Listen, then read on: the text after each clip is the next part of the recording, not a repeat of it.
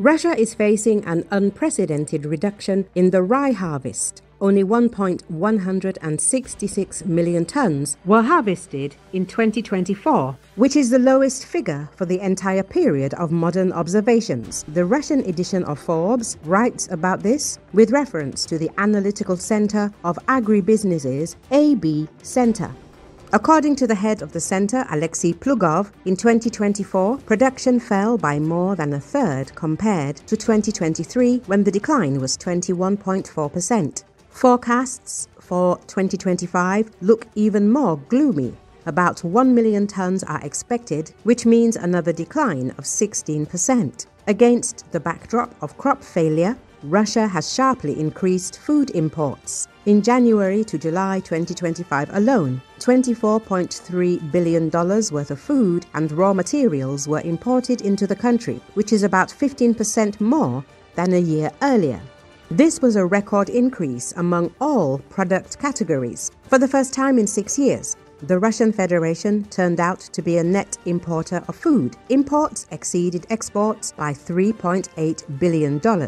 The food shortage manifested itself, among other things, in a sharp rise in prices for borscht set vegetables. Products from Mongolia, China, India, Argentina, the UAE, and other countries began to be imported into the country en masse.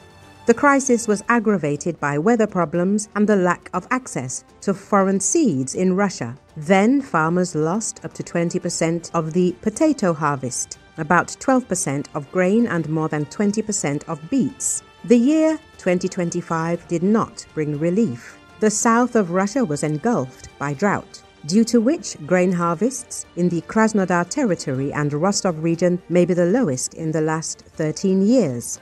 The harvest of cherries in Krasnodar decreased by almost 4 times, sunflower and corn by a quarter. Buckwheat also fell to a 6-year minimum. Professor Peter Frankopan of the International Institute for Strategic Studies noted, "This situation exposes the structural weakness of Russia's military economy. The crisis in Russian agriculture is increasing the country's dependence on imports, undermining the stability of the economy and demonstrating the weakness of the Kremlin model." Furthermore, media wrote that Russia will be hit by a wave of layoffs. Millions will soon lose their jobs. Symptoms of the crisis in the Russian economy are growing, and local businesses are entering autumn with anxiety. Every 10th company is planning to lay off employees. The economy is stalling, demand is falling, and instead of new jobs, the army of those preparing to lose their jobs is growing. According to a study by the service Rabota.ru and Spur-Podbar published in Izvestia, 12% of organizations reported plans to reduce their staff. A year ago, there were significantly fewer of them, only 8%. At the time, the number of companies ready to hire has fallen by almost half. If at the end of 2024, every second company was looking for employees, now only a quarter. If you scale that 12% of companies to real numbers, that's hundreds of thousands of firms across the country. Even with minimal layoffs, that could mean millions of jobs at risk. What is happening is causing greater anger among the population against the government.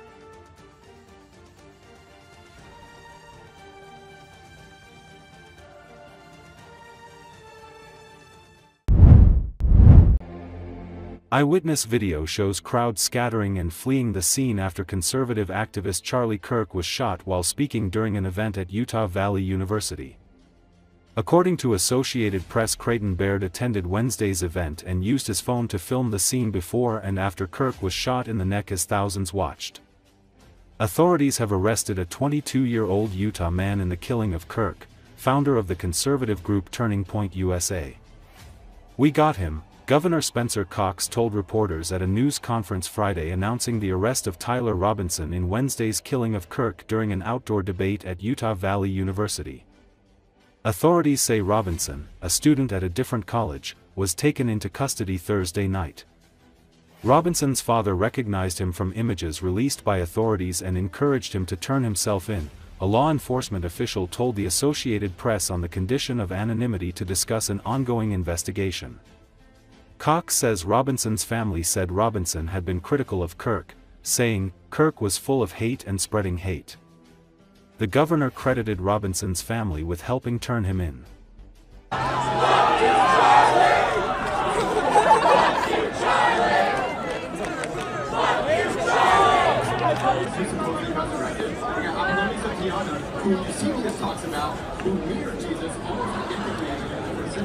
Core evidence of why you believe what you believe, specifically archaeologically, and I think that's an important thing you need to pray about.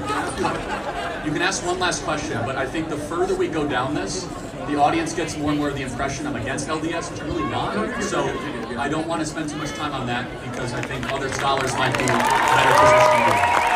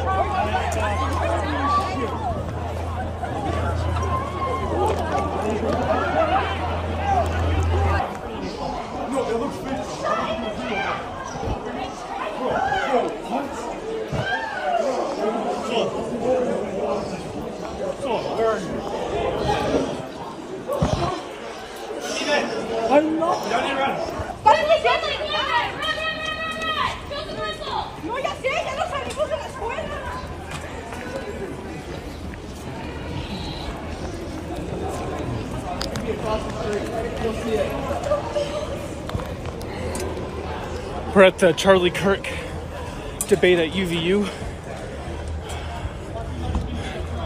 He just got shot, I believe, in the neck. Right here.